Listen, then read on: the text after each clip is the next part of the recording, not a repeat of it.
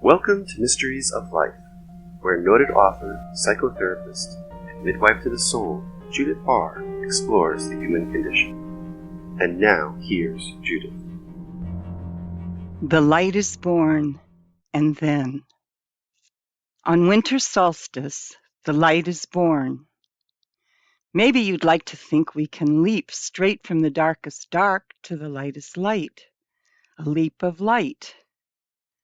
Perhaps here's where you'd like that quick fix, the one that's been promised by too many who knew better, or could have known better, if they weren't buried by their own greed, their own personal agendas, their own false hopes, their own fears of the darkness, their own denial of their traumas, or the ice of their own illusions, the illusions of how things work, going from darkness to light. Even in the outer world, there are no harmless, sustainable quick fixes. We don't go straight from the winter to the summer solstice. There are 6 long months between them, and freezing or even below freezing cold. Feet of snow you have to shovel, or it will turn to ice. Ach, the hard, backbreaking work of shoveling, and inches of ice, hard, hardened, ever so slippery ice. You have to chip away at or find a way to melt, or you will slide, fall, and crash. Even though it's getting a little bit lighter day by day by day, this can go on for at least 2 or 3 of those 6 long months. And beneath the snow and ice, there is hard, frozen ground. Nothing can penetrate it from the outside in or the inside out until it thaws in its own timing. Meanwhile, deep in the heart of the earth, our plants are keeping warm, nourished by the life energy that returned down, down, down to their roots from blossoms, leaves, and stalks, right before the light was born. And there they will stay, protected, replenishing until ice and snow are dissolved and melted. Hardened ground softens once again, and they innately know it is safe to slowly, slowly grow up and out into the world again. This is all true in our inner worlds too.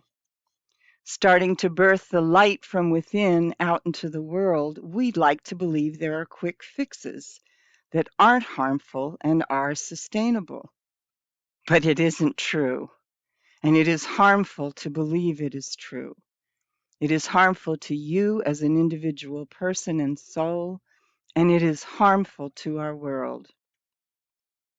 For deep in your own underground labyrinths, at the heart of yourself, is life that you have wanted to protect for years, since your earliest storms in life, the ones in which you were hurt and scared, angry and sad, resigned and hopeless. The ones you buried deep and covered over with layers and layers of defense. Defense that froze, became harder and harder, more and more brittle, and eventually broke off and took on a life of its own. Hardened life, no matter how it appeared on the surface. Broken off, hardened life, so very different from the real life of who you are. You can't just trust defense that broke off and took on a life of its own. You can't just throw salt on a frozen heart. You can't just chip away at it. It's too delicate for that. You have to melt your frozen heart with commitment, compassion, purpose, truth, and the fire of feeling safely.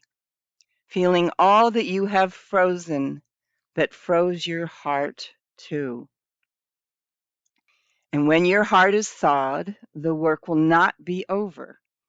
It will take place in the warm breeze of summertime when the light is full. And then, as we enter the new year, may you continue your journey with the darkness and the growing light and the snowy frozen winter, melting whatever is frozen within you, bringing it out with commitment, love, and truth, and for the sole purpose of healing.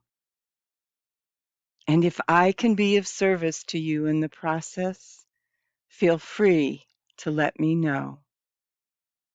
Many blessings, Judith. What you can do to help make your world safe from the inside out. In your outer world, as I have said many times before, abuse of power in our world has been coming out into the light of day more and more and more. It is so far out in the world now, you would think it would be undeniable. Yet there are countless people denying it still. By the reality of this denial alone, it is clear within and all around us are opportunities for healing. In your inner world, during this time of longer nights and shorter days, remember that the darkness often holds the clues to the path toward our deepest healing. In this dark time, explore your relationship with your own darkness. Use this time as a mirror of your own soul, reflecting your own need to go into and through the darkness within to reach the light. As feelings arise in you while you contemplate the darkness, trace them back to your early experiences with darkness, both literally and metaphorically. Explore how your own experience of the dark has affected how you view the darkness within and the feelings you have about exploring this darkness. If you are able, explore the dark within, finding both hidden strengths ready to be utilized and hidden weaknesses waiting to be healed and transformed. If you need help, reach out and find the help you need, someone who can help you explore safely and with integrity. And remember, as Carl Jung said, one does not become enlightened by imagining figures of light, but by making the darkness conscious. If we can all find the strength to do the inner work in our own dark places, imagine what our world would be like. Someone who first connected with me through this article, before I even began my blog, recently sent it back to me in honor of our connection and the solstice.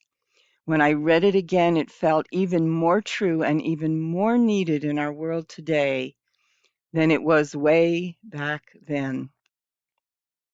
I give thanks for the connection. I give thanks for the reminder about this article. And I give thanks for the opportunity to update it and share it with our world again.